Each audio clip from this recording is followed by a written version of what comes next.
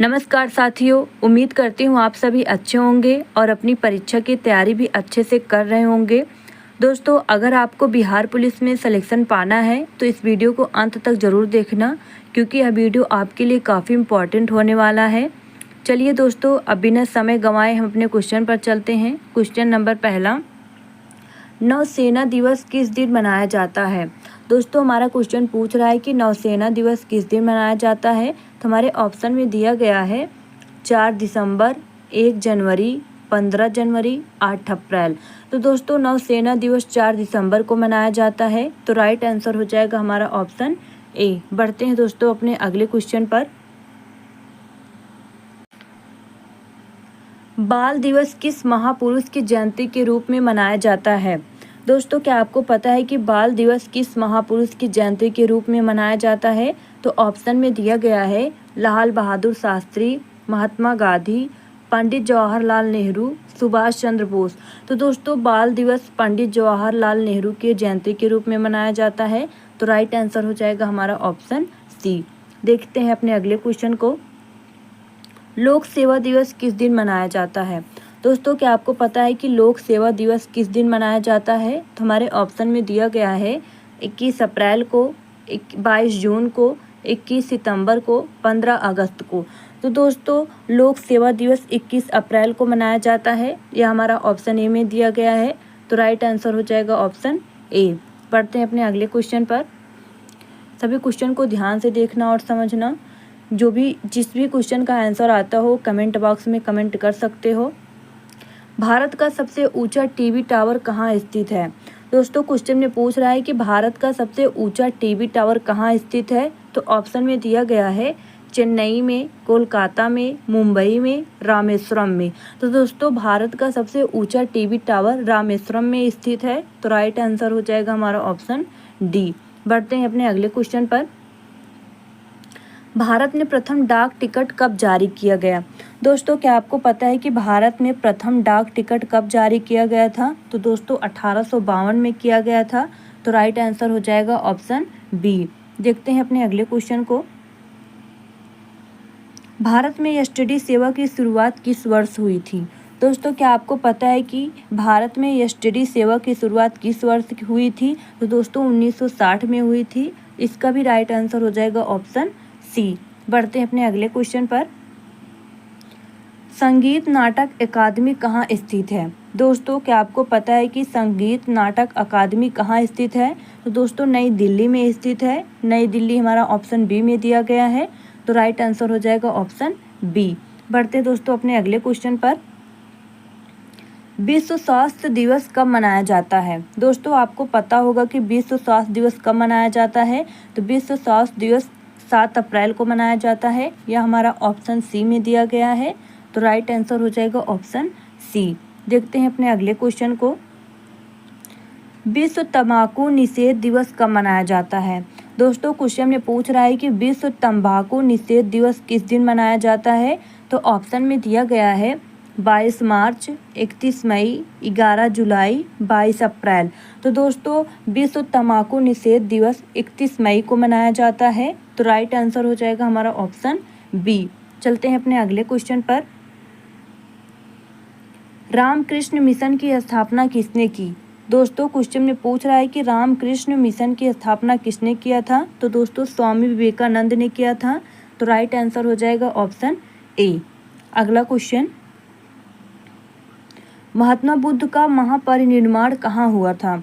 दोस्तों, क्वेश्चन में पूछ रहा है कि महात्मा बुद्ध का महापरिनिर्वाण कहाँ हुआ था। तो ऑप्शन में दिया गया है लुम्बिनी, बोधगया, कुशीनगर, कपिलवस्तु। तो दोस्तों, महात्मा बुद्ध को महापरिनिर्वाण कुशीनगर में हुआ था। तो राइट आंसर हो जाएगा ऑप्शन सी। बढ़ते हैं दोस्तों अपने अगले क्वेश्चन पर।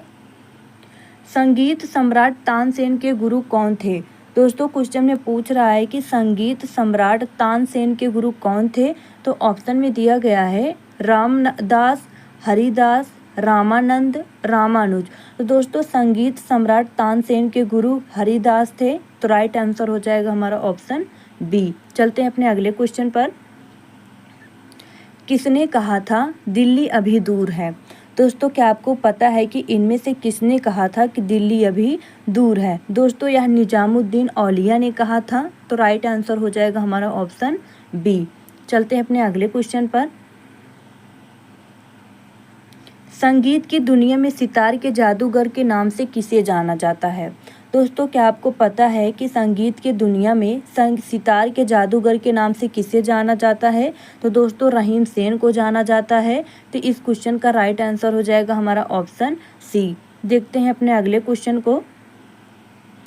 सबसे प्राचीन वाद्य यंत्र कौन सा है? दोस्तों क्या आपको पता है कि इनमें से सबसे प्राचीन वाद्य यंत्र कौन सा है?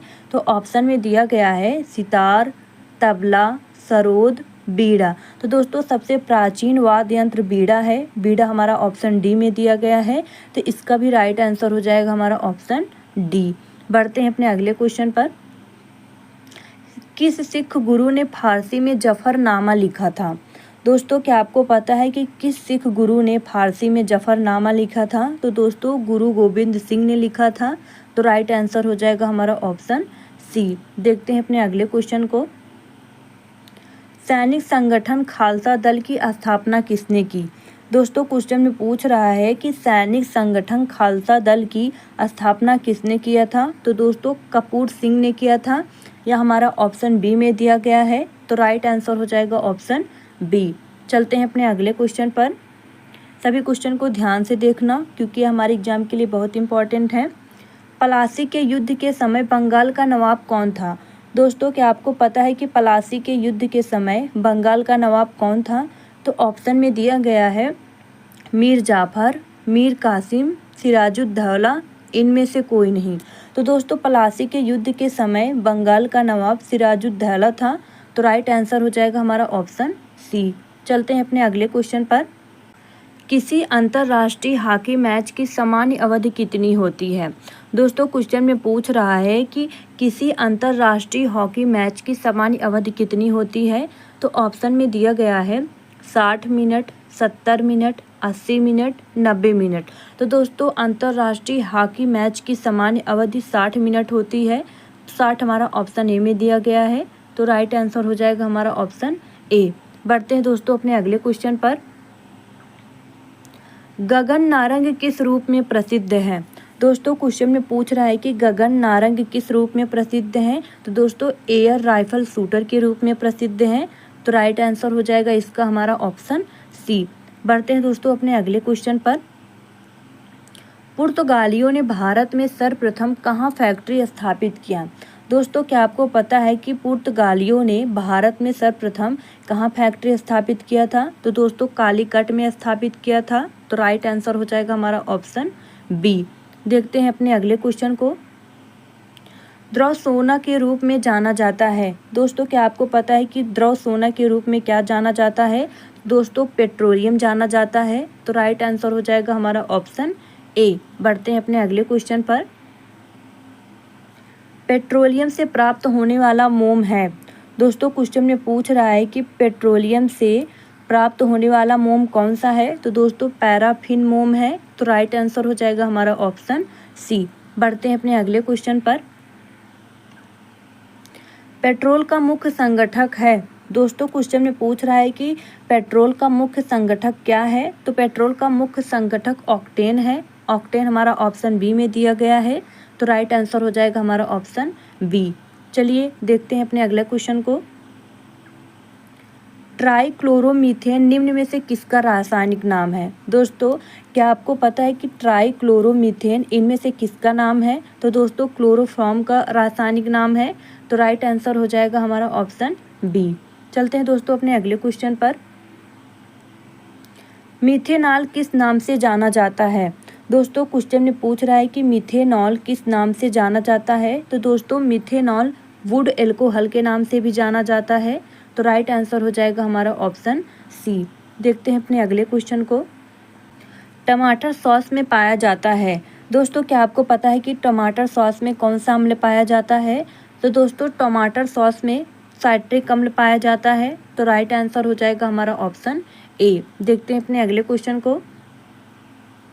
दही का खट्टापन निम्नलिखित के कारण होता है। दोस्तों क्या आपको पता है कि दही का खट्टापन इनमें से किसके कारण होता है? तो दोस्तों लैक्टिक अम्ल के कारण होता है। तो ये हमारा ऑप्शन बी में दिया गया है। तो राइट आंसर हो जाएगा हमारा ऑप्शन बी। पढ़ते हैं अपने अगले क्वेश्चन पर।